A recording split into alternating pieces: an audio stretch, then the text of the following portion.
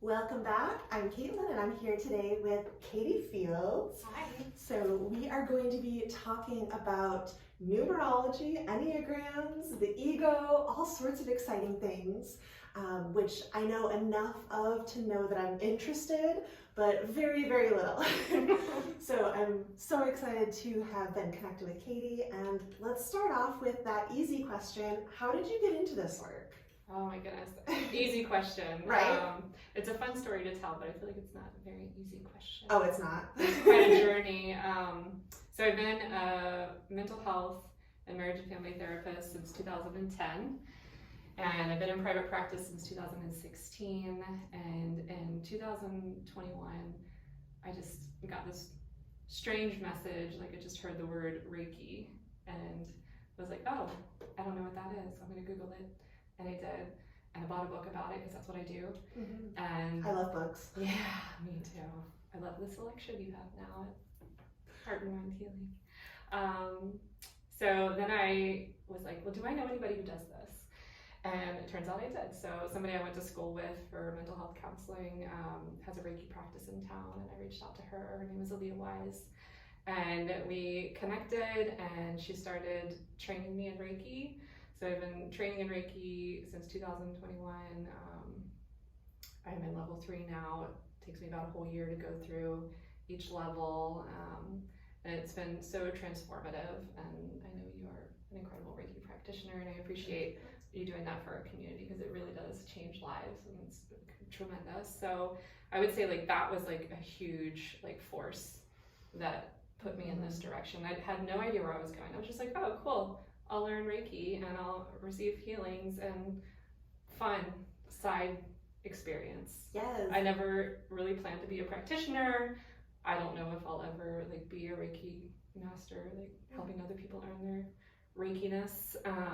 Well, and some people do the 3 levels just for their own healing. Yeah, and that's what it's been. Mm-hmm. And I mean, one of the cool things about Reiki, it's so simple that it lends itself to all the other work that we can do. So it's just a great foundation to have as you're working with all those other techniques. Yes, I feel like it opened me up.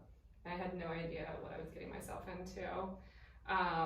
So then, like a year later in 2022, I heard the Akashic Records, and I'm like, I don't know what that is again. And it's all about the same time. It's like usually like February, March. And so I Google it, and I didn't buy a book on that, but I did like, just like, I don't know, like, how would I even start to learn this? Mm-hmm. And then like this training came available, like, I just showed up on my feed. Synchronicity. Yeah, and I was like, ooh, that looks really good. So it's called Soul Realignment, and I really love doing that. I was actually like blown away by it that I put it down for about a year. I was like, yeah, I don't think I'm quite ready for this. And now looking back, it feels like I was taking like a graduate level course as like a freshman in college. And I was like, while I could do it, I didn't feel like I had enough of the background to really like ground myself in it and do it well. Oh yeah. Some of this work is really intense. Yeah. But it like gave me a glimpse of like where I was going. And so I was like, okay, well that's interesting. I learned a lot of new things just going through that training. We'll get there. Yeah, so I kind of like put that in the back files. Continued with Reiki, and then I heard about human design, which actually came from a client who's mentioned that, and I was always interested in astrology, but I never learned it. I felt like it was like way too complex.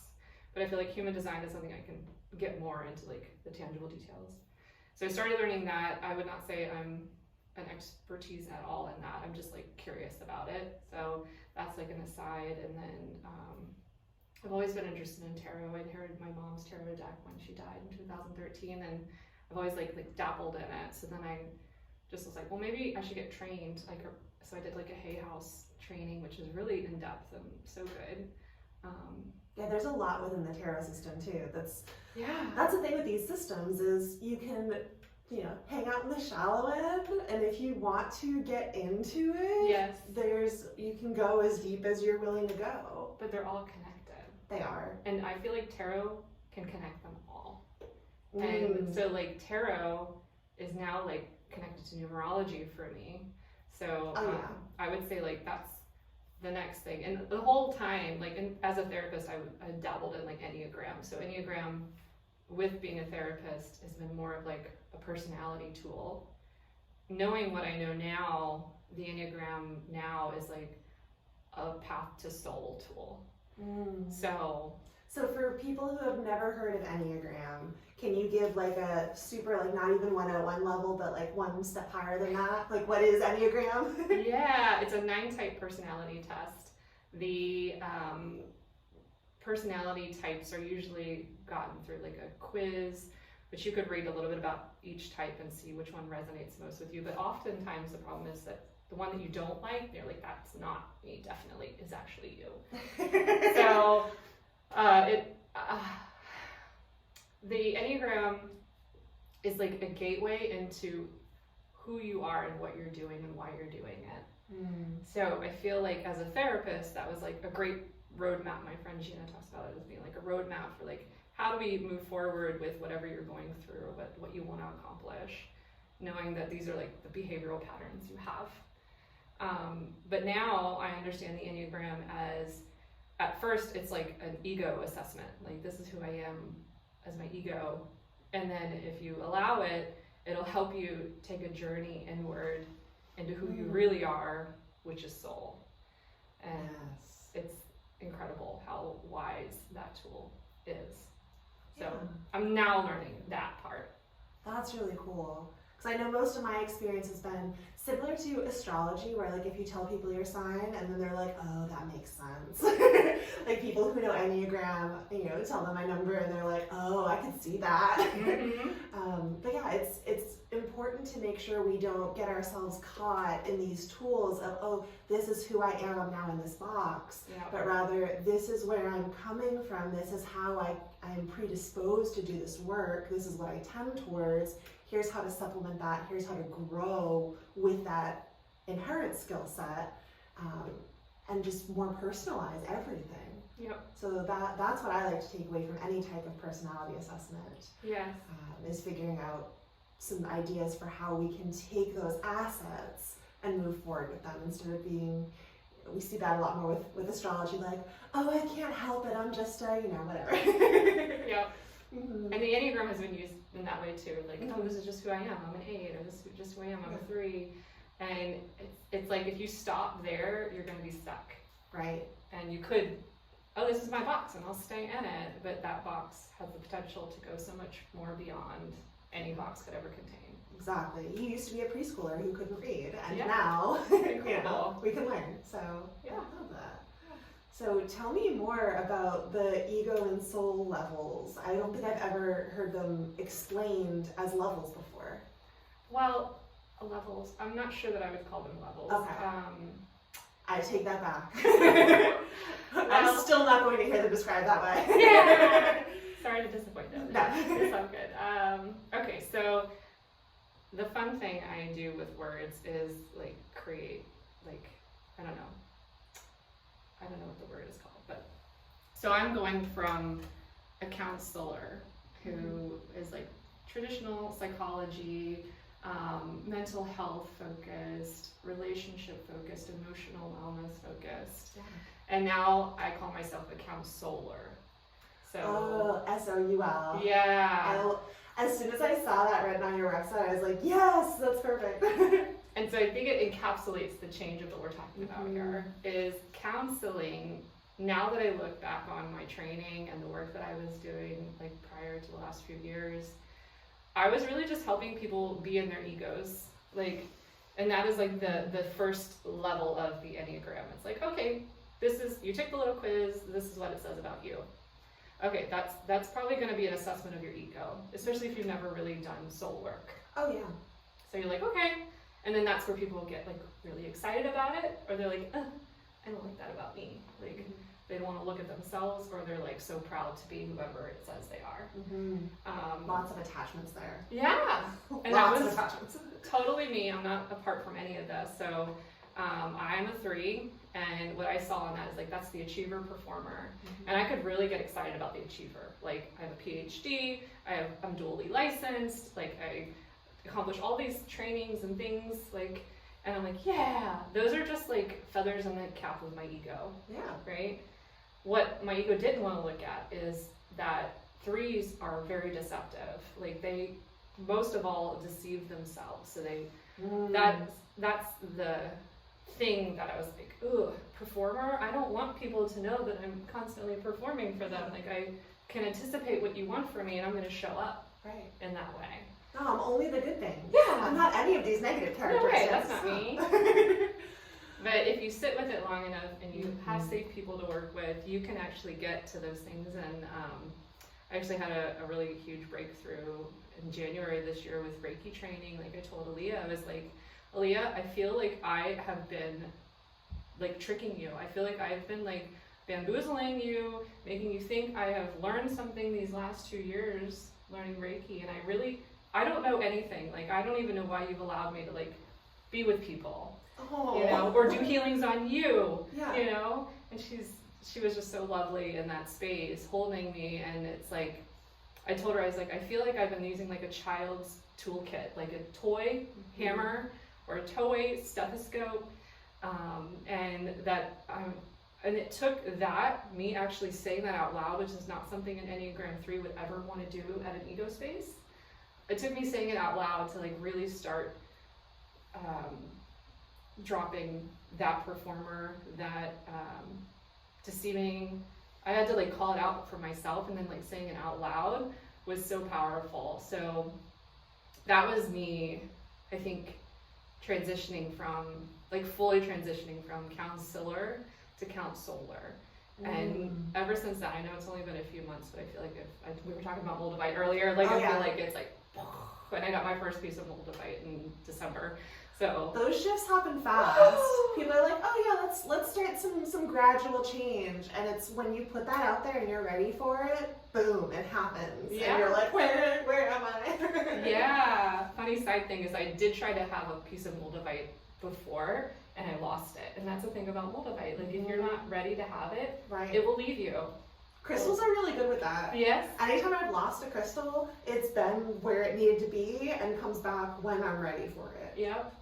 Yeah, so that blew me open, and now I'm like connecting with soul, which is just being honest. So that's the path of the 3 to get, if you're willing to use the Enneagram this way, to get to soul. So you have to like be honest, and honest doesn't mean like I won't tell a lie, like, you know, I'm it's not deeper gonna than that. Steal or like commit fraud or anything like that.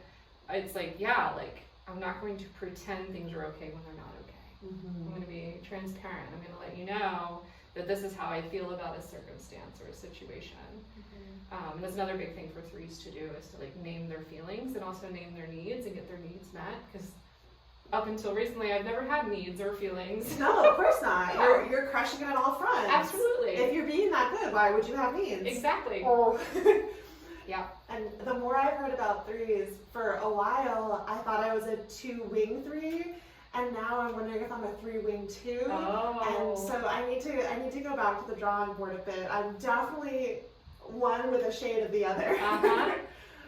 Yeah. But yeah, wow, that's powerful stuff. It is so powerful. So now what I'm doing is like kind of reframing everything therapeutic. Like I'm really shifting into becoming a counselor, which means that I recognize that we all have an ego that has been very protective of us and adaptive for us. And it's not about like getting rid of the ego or like being upset with the ego for whatever it's done. It's about facing and embracing the ego. I don't know a single person who hasn't had their ego take over their life, because I just feel like that's the way society is, at least now. Definitely. It may not have been there generations and generations ago, but now I have 2 kids, and it's so easy to see how they get hijacked by myself, my husband, my life, their lives. You know, it's you get like taken out of who you really are, that innocence, that purity, into what society is demanding of you. And your ego is willing and able to show up for you, and it says, I'm going to help you navigate this world. Yes. And we'll get you through, But what happens is ego like eclipses the soul. And soul like becomes like, you can't see it, it's not gone, it's never leaving you, but it's like out of the picture. Like all you can see is ego, and nobody can like realign you to soul except for you. Like it takes that effort and that desire from you to make that happen. So counseling is all about helping people face and embrace ego, meet it where it's at, hopefully disarm it, and then reconnect to their soul. And it's like soul and ego can move forward as besties, like united in life. We're not trying to take anything away. We're not trying to, you know, cut away the bad parts. And I love the way that you put that. I think it's so important.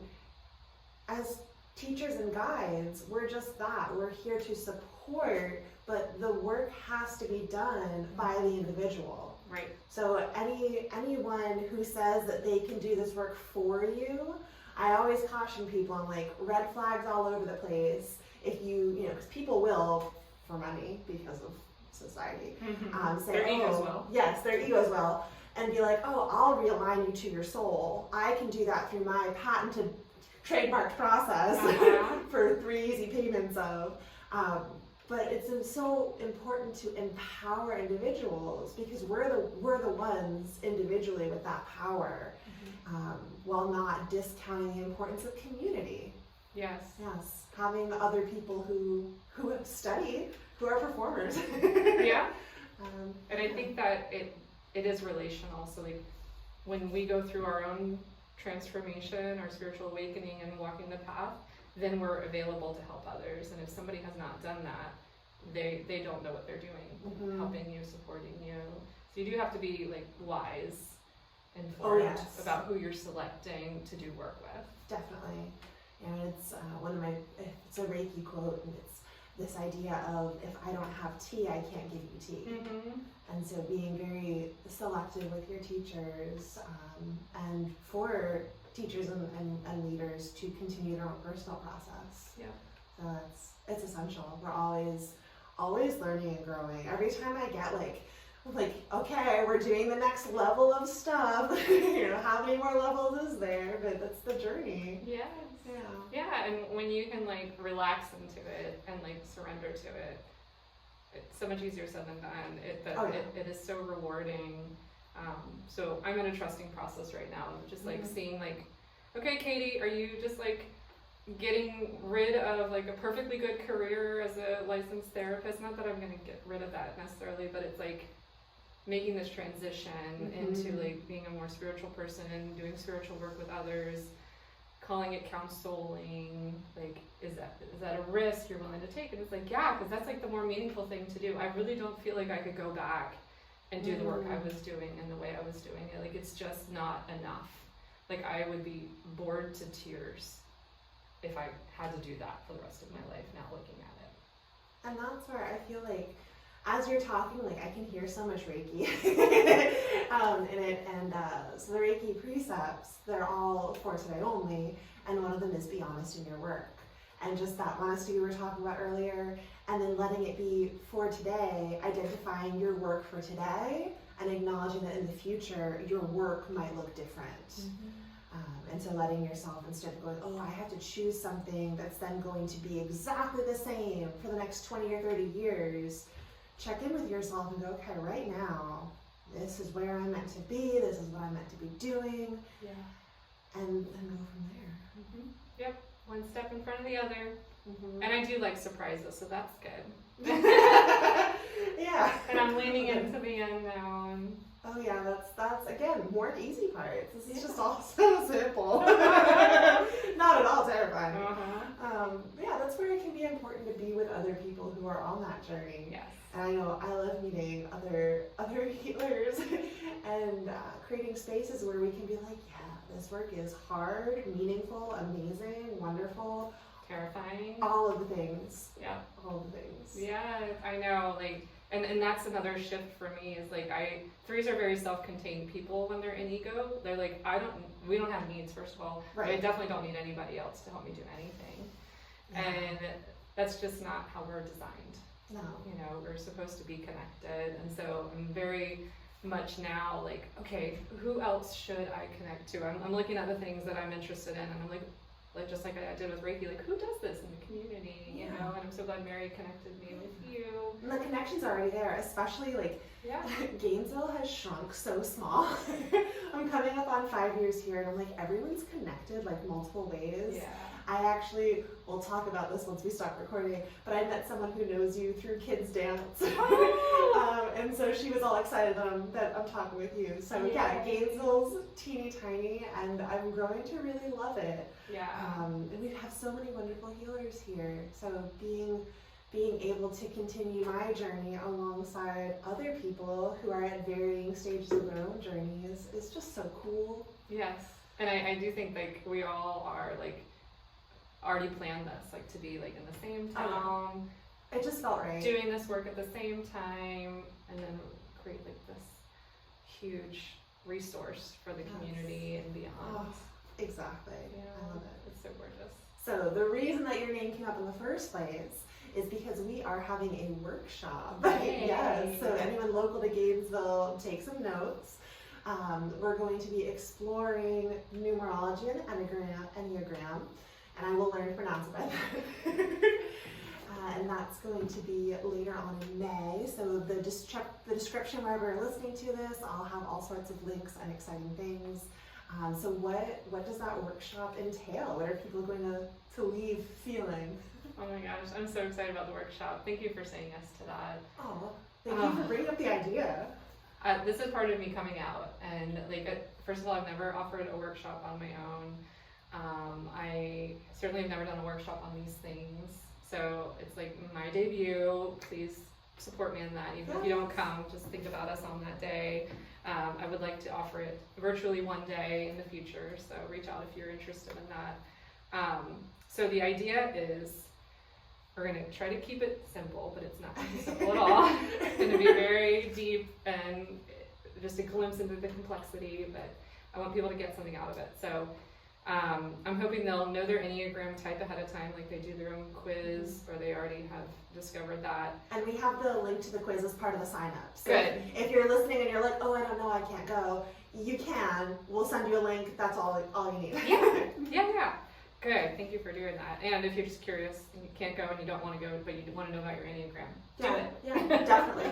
I'm going to retake it because now that I've been waffling a bit between 2 and 3, I'm curious where like current me. Yeah. And I do think we can shift over time, especially once we become more self-aware. Oh yeah. Then we can answer the questions more honestly. Okay, so people have asked me before, like, okay, what's the link between the Enneagram? It's 1 through 9, and so is like the basis of numerology, which is also 1 through 9, with the also caveat of master numbers, which are 11, 22, and 33. So I don't know if numerology and the Enneagram were linked at some point. I wonder if they were, because what I've been doing is like capturing like descriptions of all the 9 types of the Enneagram and putting them with like the energies of numerology 1 through 9, and some of them align and some of them don't. So I'm just sitting with that and seeing what comes. But we're going to talk about that in the I love the vulnerability of the in process of this. Yeah. Like, this is what I'm working on. I know Stu, our Qigong instructor, he talks about some esteemed teacher who at the end of his thick books has a list of questions he's still looking for the answers for. And so he's like, all right, this is what I know. If you know the answers to any of these, reach on out. So we should all be still learning, always. Yes, and that's a shift again for my former 3 self, very steeped in my ego, was like, I had to have all the answers all the time, and I certainly wouldn't come out about anything that I didn't know to be true or have convinced myself was true, which is like the self-deception. Like, oh yeah, Katie, if you just like put your stake in this claim, it's true. Yeah, there we go. So now vulnerability, like just, I'm exploring these things. I want other people to explore them with me, which is why I want to offer this workshop. I want to see, I'm sure I've done this with clients, and that's been absolutely amazing. I'm so glad that I was a therapist first and already had like a client base to like try some of these things on, because then I get to know their story, and then I could see how it aligns with their Enneagram and their numerology and things.